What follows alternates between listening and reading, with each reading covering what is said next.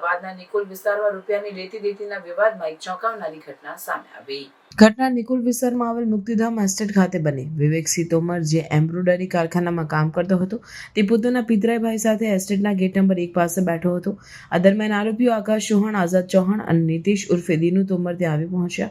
ત્રણેય વિવેકસિંહ સાથે રૂપિયા 500ની લેતી દેતીને લઈને ઝઘડો શરૂ કર્યો. ઝઘડો એટલો વધ્યો કે ઉશ્કેરાયેલા નીતિશ પોતાની પાસે રહેલ ચપ્પુ કાઢીને વિવેકસિંહના પેટમાં ઘા ઝીકી દીધા, જેના કારણે વિવેકસિંહનું ઘટના સ્થળે જ મોત નીપજ્યું. આ દરમિયાન વિવેકસિંહના પિતરાઈ ભાઈએ તેને બચાવવાનો પ્રયાસ કર્યો, પરંતુ ત્રણેય આરોપીઓએ મળીને તેને પણ માર માર્યો અને ઘટના સ્થળેથી ફરાર થઈ ગયા. ઘટનાની જાણ થતાં નિકોલ પોલીસ ઘટના સ્થળે પહોંચી અને ગુનો નોંધી તાત્કાલિક કાર્યવાહી હાથ ધરી. પોલીસે આકાશ ચૌહાણ અને નીતિશ તોમરને ઝડપી લીધા, જ્યારે ત્રીજો આરોપી આઝાદ ચૌહાણ હજુ ફરાર છે. પોલીસે આઝાદની શોધખોળ માટે વિશેષ ટીમ ગઠિત કરી છે. પોલીસ સૂત્રો અનુસાર આરોપી નીતિશ તોમર સામે અગાઉ પણ અનેક ગુનાઓ નોંધાયેલા છે, જેના કારણે તેની ગુનાહિત પૃષ્ઠભૂમિ પણ તપાસના દાયરામાં આવી છે. નિકોલ પોલીસે આરોપીઓના નિવેદનોના આધારે વધુ તપાસ શરૂ કરી છે.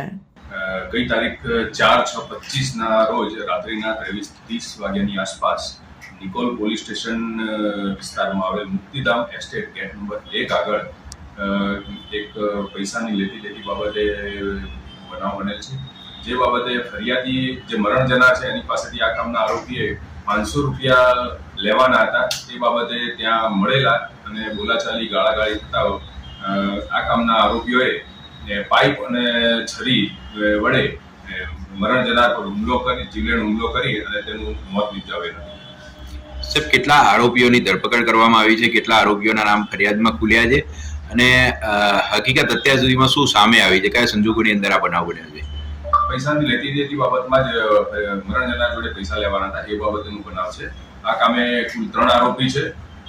એ પૈકી 2 આરોપીને ગુનાના કામે એરેસ્ટ કરવામાં આવે છે. એક આરોપી પકડવાનો બાકી છે. સાહેબ, આરોપીઓના નામ શું છે? બેકગ્રાઉન્ડ શું છે? કોઈ ગુનાહિત ઇતિહાસ ધરાવે છે? આરોપીઓમાં એકનું નામ છે આકાશ ઉર્ફે સોનુ સતપાલસિંહ ચૌહાણ, બીજાનું નામ છે આઝાદ સતપાલસિંહ ચૌહાણ, ત્રીજાનું નામ છે નીતિશ ઉર્ફે દીનુ કાયમસિંહ તોમર. આમાં 3 પૈકી નીતિશ ઉર્ફે દીનુ કાયમસિંહ ચૌહાણ જે છે એના વિરુદ્ધ અગાઉ શરીર સંબંધી તેમજ પ્રોહિબિશનના પણ ગુના દાખલ થયેલ છે. એના વિરુદ્ધ પાસા તડીપારની કાર્યવાહી પણ અગાઉ કરવામાં આવેલ છે.